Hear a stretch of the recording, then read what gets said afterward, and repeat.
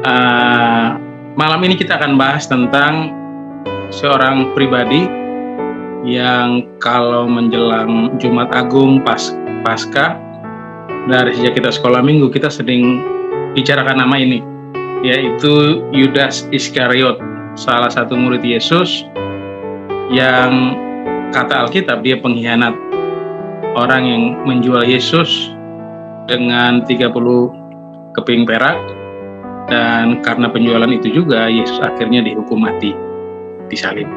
Nah, dari banyak hal, dia memang tokoh antagonis di Alkitab. Dia juga mungkin sebagian orang benci dia karena orang kepercayaan Yesus, dia bendahara di timnya Yesus, orang yang dekat, orang yang dipercaya, tapi kemudian dia berbalik mengkhianati. Dia berbalik menjual Yesus karena apa yang dia mau dia tidak dapatkan dari Yesus. Nah, kita akan lihat beberapa hal. Saya akan sharing melalui slide. Kita bisa lihat slide-nya berikut ini. Ini akan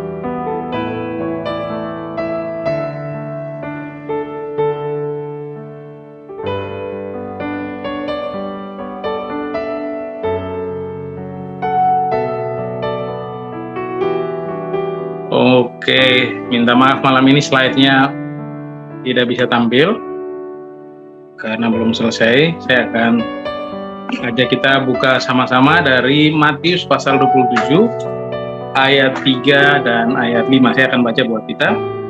Matius 27. Saya pakai Alkitab TB2, ya, terjemahan baru yang kedua. Bapak Ibu yang belum punya bisa pesan atau bisa cari di toko buku, karena ini terjemahan yang cukup baru dan sangat bagus, bisa membantu kita untuk beberapa hal yang mungkin kita tidak bisa pahami. Matius pasal 27 ayat 3 dan ayat 5.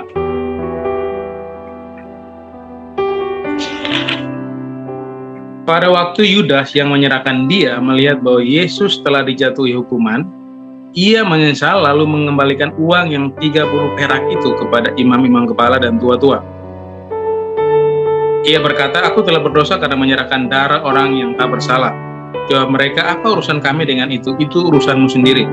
Ia pun melemparkan uang perak itu ke dalam bait suci, lalu pergi dari situ dan menggantung diri. Dan seterusnya. Saudara, mungkin pengkhianatan paling kejam yang pernah dilakukan dalam sejarah umat manusia adalah pengkhianatan yang dilakukan Yudas kepada Yesus Kristus, gurunya sendiri.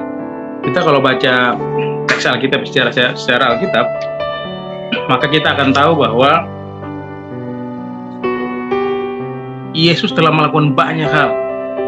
Sejak Yudas terpilih menjadi salah satu murid Yesus dari 12 murid, Yesus sudah mengajarkan dia banyak hal, Yesus beritahu dia banyak hal, tapi pada akhirnya itu tidak bisa mempengaruhi dia untuk sungguh-sungguh serius melayani bersama Yesus.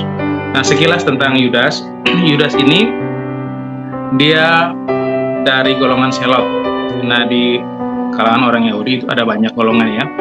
Ada orang ahli Taurat, orang Saduki, ada macam-macam orang, termasuk ada golongan Selot. Golongan Selot ini orang yang tidak senang sama Roma sebagai penjajah, dan mereka ini bergerak tersembunyi secara terbuka untuk melawan Roma secara langsung. Mereka pengen supaya orang Yahudi, bangsa Israel itu merdeka, mandiri, tidak di bawah penjajahan Roma.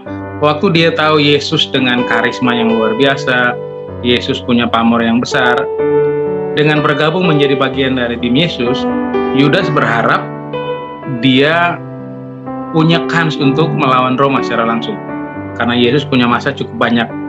Tapi ternyata berbeda dengan pandangan dia. Yesus ternyata punya pandangan berbeda. Yesus tidak berniat jadi raja. Yesus juga tidak niat untuk mengambil alih kekuasaan Roma, tapi Yesus datang untuk memberitakan kabar baik, Injil Kerajaan Allah.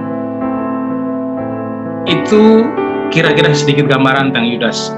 Nah, Yudas ini orang yang kalau dibilang dia sebenarnya bukan orang sembarangan. Waktu Yesus memilih Yudas, Yesus itu tahu jelas potensi yang ada pada dia, juga kelemahan dia. Gak mungkin Yesus milih dia tanpa tahu potensinya. Itu sebabnya Yesus percayakan dia jadi bendahara, karena ada potensi dia yang ada potensi yang dia miliki.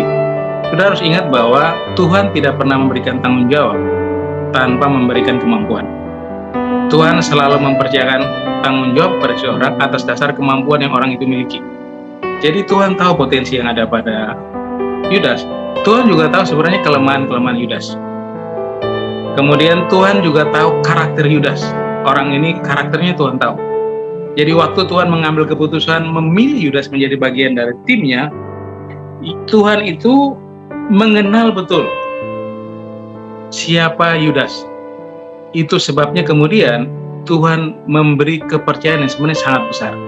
Dia jadi bendahara dalam tim pelayanan Yesus. Itu kepercayaan yang besar. Kalau Tuhan nggak kenal dia, nggak mungkin Tuhan kasih kesempatan dia jadi bendahara. Mempercayakan tanggung jawab yang besar. Karena bendahara itu dia otomatis selalu ada di areanya Yesus, selalu bersama Yesus. Kemudian itu orang kepercayaan. Tidak mungkin dipercaya ngurus keuangan, mengelola keuangan tanpa orang itu dipercaya. Tapi faktanya kesalahan kecil Yudas akhirnya menghancurkan dia. Kita lihat dulu ada beberapa hal tentang Yudas. Sekalipun demikian, Yudas sekalipun dipercaya, Yudas sekalipun orang dekat Yesus, tapi pada akhirnya dia satu-satunya orang yang mengkhianati Yesus. Nah, ada banyak pelajaran.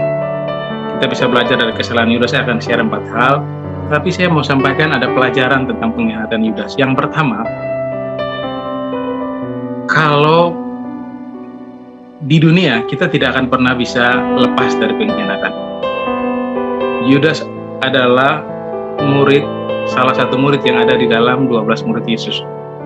Dia pengkhianat. Jadi pelajaran buat kita apa? Pelajaran buat kita adalah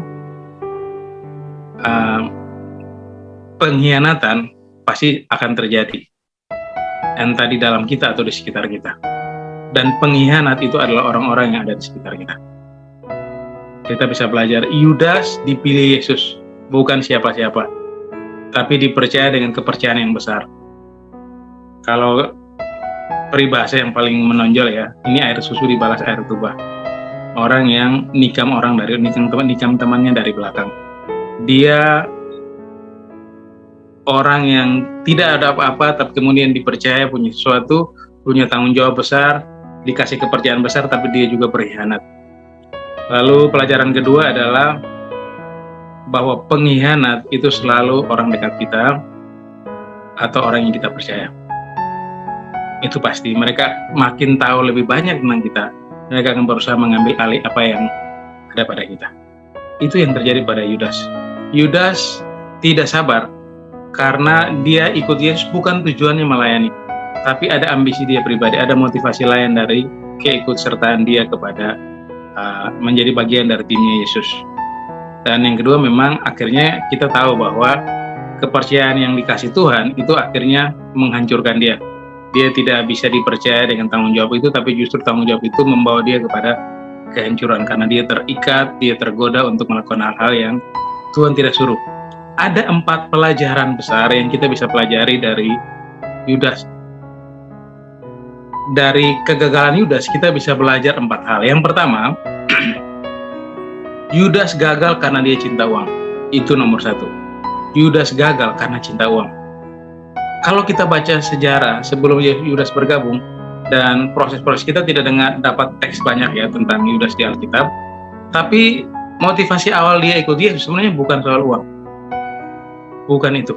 Dia ikut karena ada ambisi lain. Dia berharap dengan Yesus yang punya karisma, yang punya pamor, yang punya masa banyak, mereka bisa melawan Roma supaya Israel bisa merdeka. Itu motivasi awal. Tapi ternyata semakin dipercaya uang, dia juga terjebak di situ.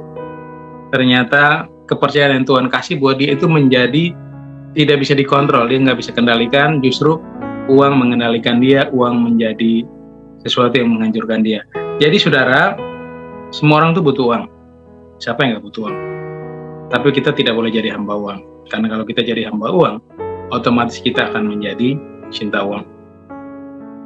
Yudas gagal. Saudara kalau ingat ya kisah Yudas, satu kali Maria mengurapi kaki Yesus dengan minyak narwastu yang sangat mahal. Itu kalau diupahi itu minyak itu seharga upah 1 tahun kerja Maria. Tapi seluruh uangnya itu yang dipakai beli minyak narwastu untuk persiapan menikah, dia pakai untuk membasuh kaki Yesus dan diseka. Dia menyeka kaki Yesus yang dibasuh itu dengan rambut dia sendiri. Ya itu saudara lihat apa yang terjadi. Yudas bilang apa? Itu pemborosan. Daripada buat kaki Yesus, mending dibagi buat orang miskin. Dia marah, dia nggak terima. Dia sepertinya tidak suka bahwa apa yang dilakukan Maria. Tapi kalau kita baca dalam Yohanes 12 ayat 5, dia bilang apa? Mengapa minyak narwastu itu tidak dijual 300 dinar dan uangnya diberikan kepada orang miskin? Padahal sebenarnya kalau kita baca di bagian lain teks itu dalam ayat 12 ya, ayat 6, firman Tuhan bilang apa? Dia lakukan itu, dia ngomong itu bukan karena ia memperhatikan nasib orang miskin, melainkan karena ia adalah seorang pencuri. Ia sering mengambil uang yang disimpan dalam kas yang dipegangnya. Jadi ternyata dia bicara itu bukan karena dia peduli orang, tapi ternyata dia ini pencuri. Dia suka mengambil uang yang ada di kas. Berarti dia ini ketika dipercaya pegang duit, dia nggak bisa bertanggung jawab. Uangnya dipakai untuk kepentingan pribadi. Alkitab bilang dia pencuri. Nah, saudara, apa yang dialami Yudas ini itu kebiasaan. Itu hari-hari ini menjadi, kita baca headline di koran, headline di media sosial, berita-berita online, kasus korupsi di mana-mana. Orang yang dipercaya untuk punya jabatan tertentu, malah jabatan itu dipakai, disalahgunakan untuk kepentingan pribadi. Bisa korupsi, bisa nepotisme, bisa banyak cara. Tapi bahwa kepercayaan yang Tuhan percayakan kepada seorang, itu bisa menjadi sia-sia di mata Tuhan karena dia menyalahgunakan kepercayaan itu. Dengan cara apa? Berdosa. Yudas jelas koruptor dia. Dia memakai uang yang bukan hak dia karena dia bendahara. Nah, saudara, ketika kita mengejar sesuatu yang bukan kebutuhan, tapi justru untuk memenuhi hasrat dan keinginan kita, maka kita akan terjebak pada cinta uang. Ketika kita cinta uang, kita akan berusaha mengejar itu. Dan kita bisa lakukan segala cara untuk mendapatkan apa yang menjadi keinginan kita. Tapi ketika kita berusaha hanya memenuhi kebutuhan kita, maka uang akan menjadi hamba kita yang melayani. Sebaliknya ketika kita menaruh uang menjadi sarana untuk memenuhi seluruh keinginan-keinginan kita, maka uang akan menjadi uang akan menjadi tuan atas kita. Lalu kalau dia menjadi tuan, maka kita akan diperbudak, diperhamba. Hasilnya apa? Kita bisa hancur karena uang. Itu kegagalan Yudas yang pertama. Yudas terlalu cinta uang. Dia ketika dipercaya, dia tidak pakai kepercayaan itu untuk bertanggung jawab penuh di hadapan Tuhan, tapi dia menggunakan kepercayaan itu untuk hidup dalam dosa. Dengan cara dia korupsi uang, dia pakai uang untuk kepentingan pribadi. Saudara, hari-hari ini kalau saudara mendengar siaran ini, apapun jabatan saudara, apapun kepercayaan yang hari ini saudara punya yang datang dari Tuhan, baik lewat pekerjaan, baik lewat usaha, entah saudara sebagai pimpinan, saudara sebagai karyawan, atau saudara sebagai apa saja, semua yang yang ada pada saudara yang dipercayakan kepada saudara hari ini itu anugerah Tuhan. Hati-hati ketika kita dikuasai oleh ambisi untuk memiliki segala sesuatu lebih dari sekedar kebutuhan kita, maka kita akan cinta uang. Kita bisa korupsi, kita bisa menjadi orang yang tidak bertanggung jawab dalam kepercayaan, bahkan menyalahgunakan kepercayaan untuk kepentingan pribadi, untuk kepentingan perut kita sendiri, dengan segala cara yang tidak benar. Kita hidup dalam dosa. Lalu apa yang menjadi gagal kedua? Pelajaran kedua yang kita bisa dapat dari kegagalan seorang Yudas adalah Yudas ini dia orang yang keras hati. Dia punya hati yang keras. Karena itu dia tidak pernah mengizinkan firman Tuhan untuk merubah hidup dia. Sebenarnya dengan 3 tahun dekat sama Yesus, dia lihat mujizat, dia dengar, karena dia dekat Tuhan, dia orang kepercayaan. Itu artinya apa? Kemanapun Yesus pelayanan, dia selalu ada, dia selalu dekat. Tapi saudara lihat apa yang terjadi? Walaupun dia selalu kemana-mana bersama Yesus, dia selalu dengar pengajaran Yesus, dia bahkan selalu lihat mujizat yang Yesus buat. Tapi kalau kita baca teks Alkitab mencatat, dia tetap punya hati yang keras, tidak mau izinkan hatinya dirubah oleh firman Tuhan yang dia dengar, oleh pesan Tuhan yang dia dengar. Saudara bisa bayangkan orang ini hari-hari tidak baca Alkitab, dia dengar langsung pengajaran Yesus, tapi tidak pernah merubah hatinya. Hati kita milik kita. Tuhan tidak bisa kendalikan. Yang bisa kendalikan cuma kita. Tapi Tuhan hanya memberikan firman untuk mempengaruhi kita, mempengaruhi hati kita untuk kita berubah seturut kehendak dan rencana Tuhan. Tapi Yudas tidak itu. Saudara kalau ingat ya, sebelum kejadian pengkhianatan, Tuhan tegur dia 2 kali. Tuhan kasih ingat dia 2 kali. Jelas Tuhan bilang dalam Yohanes pasal 6 ayat 70, firman Tuhan bilang, bukankah aku sendiri ya, ini Tuhan bicara kepada seluruh murid, bukankah aku sendiri yang telah memilih kamu yang 12 ini, namun seorang di antara kamu adalah iblis. Tuhan tegas loh ngomong, saya pilih kalian 12, tapi salah satu dari kalian pasti iblis. Tapi itu pun diabaikan. Kemudian kalau kita baca pasal 26 dalam Matius, Tuhan bilang apa? Ini perkataan itu tadi sebelum Yudas mengkhianati Yesus. Lalu hampir menjelang pengkhianatan Yesus, Yesus bicara lagi, tapi khusus untuk mereka juga murid-murid. Tuhan bilang apa? Sesungguhnya seorang di antara kamu akan menyerahkan aku. Setelah itu Yudas sendiri menjawab, ini Yudas yang ngomong, katanya bukan aku ya Rabi. Lalu dan Yesus menjawab, engkau telah mengatakannya. Jadi sebelum dia mengkhianati Yesus, Tuhan tuh udah tahu. Tuhan bilang apa? Sesungguhnya di antara kamu ada yang pasti serahin saya, ada yang mengkhianati saya. Tapi Yudas seperti itu dan dia bilang apa? Bukan saya Rabi. Jadi Tuhan sebenarnya kasih ingat 2 kali. Tapi ternyata dia tetap bersikeras hati, hatinya tidak mau berubah. Saudara, hati kita milik kita. Kita yang bisa atur hidup. Segala keputusan kita, apapun itu, sumbernya dari hati. Alkitab bilang, jagalah hatimu dengan segala kewaspadaan, karena dari situlah terpancar kehidupan. Hidup kita itu cerminan dari hati kita. Semua keputusan-keputusan kita, baik buruknya itu tercermin. Itu cerminan dari hati kita. Apa yang ada di hati kita pasti terekspos keluar melalui apa? Pikiran kita, perkataan kita, perbuatan kita, termasuk keputusan-keputusan apapun yang kita ambil. Terhadap apa saja. Terhadap orang atau terhadap dunia, terhadap materi, terhadap apa saja. Respon kita terhadap apapun dari luar kita itu juga ditentukan oleh hati kita.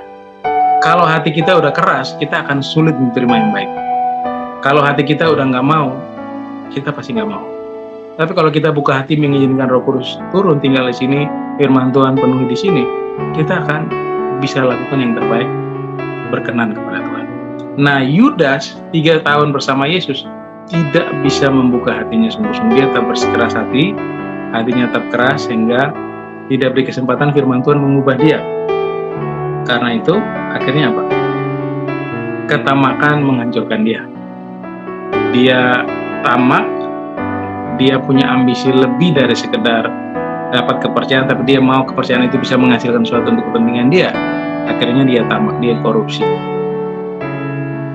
Tapi bukan itu sebenarnya yang bikin dia mengkhianati Yesus. Tapi yang bikin dia mengkhianati Yesus apa? Setiap kali ditegur Tuhan, ini orang nggak mau dengar.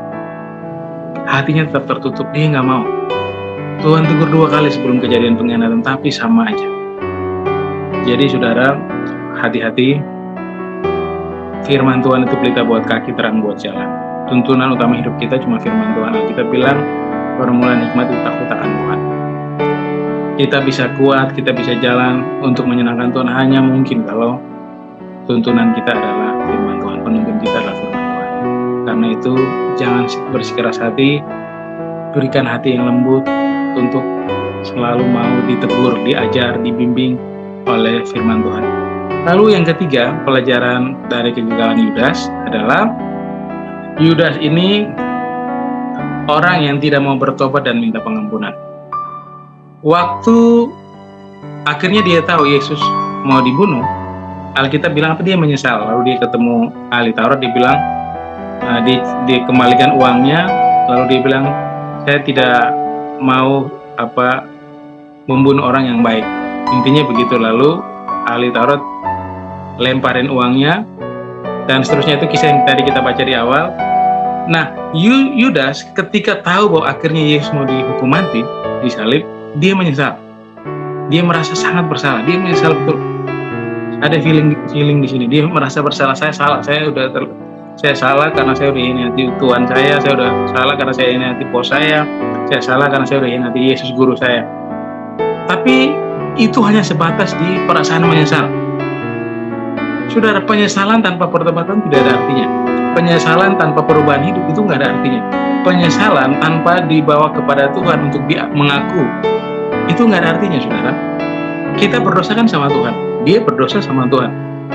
Tapi dia hanya merasa bersalah, lalu dia merasa, aduh saya udah salah, saya udah salah.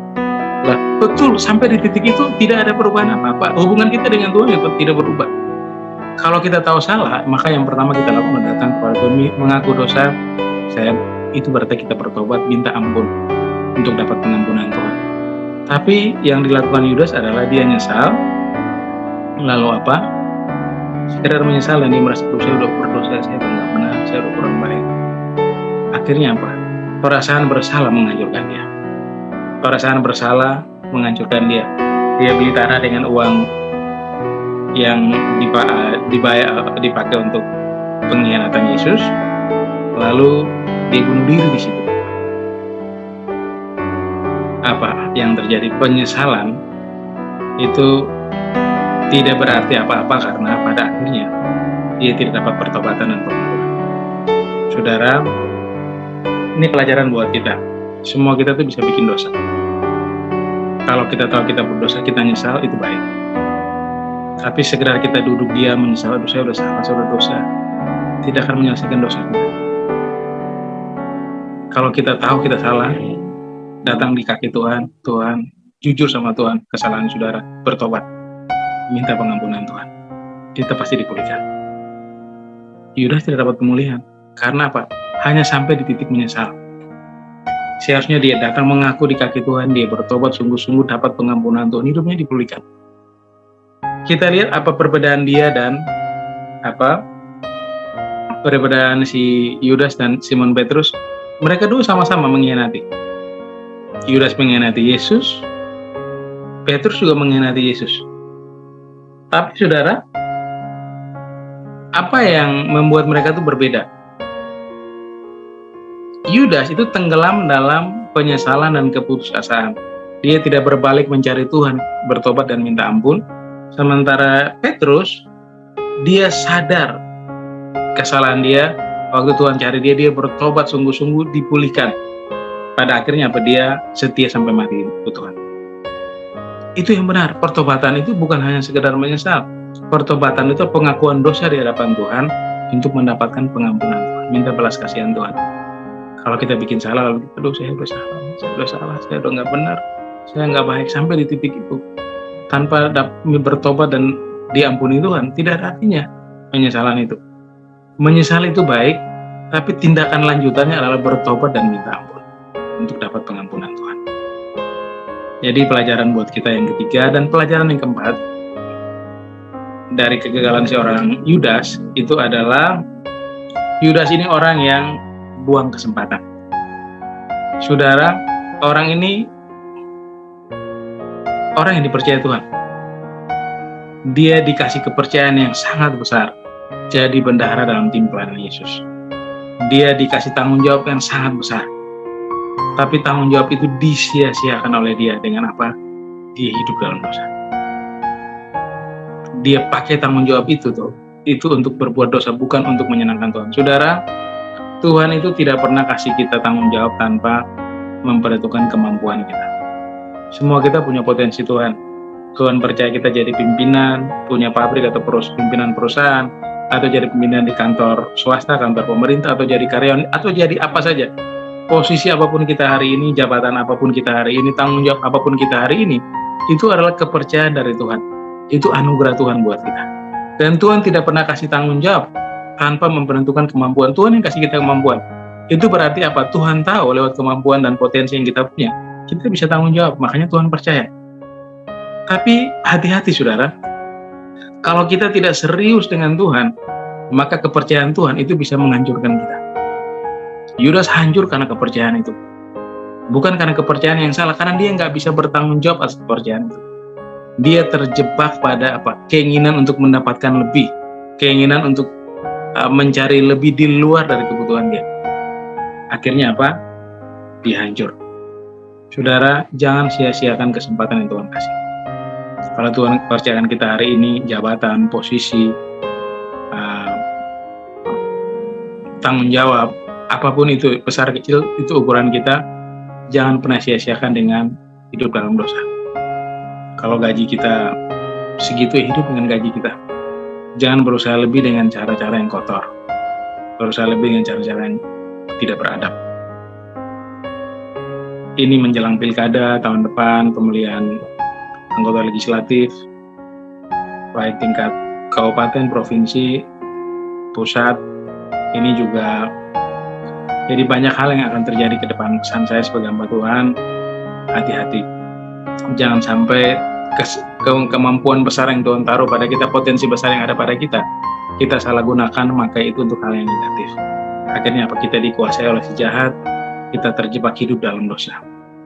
Kepercayaan Tuhan bukan untuk kemuliaan Tuhan, tapi dipakai untuk kedagingan kita dengan cara kita hidup dalam dosa. Jadi ini 4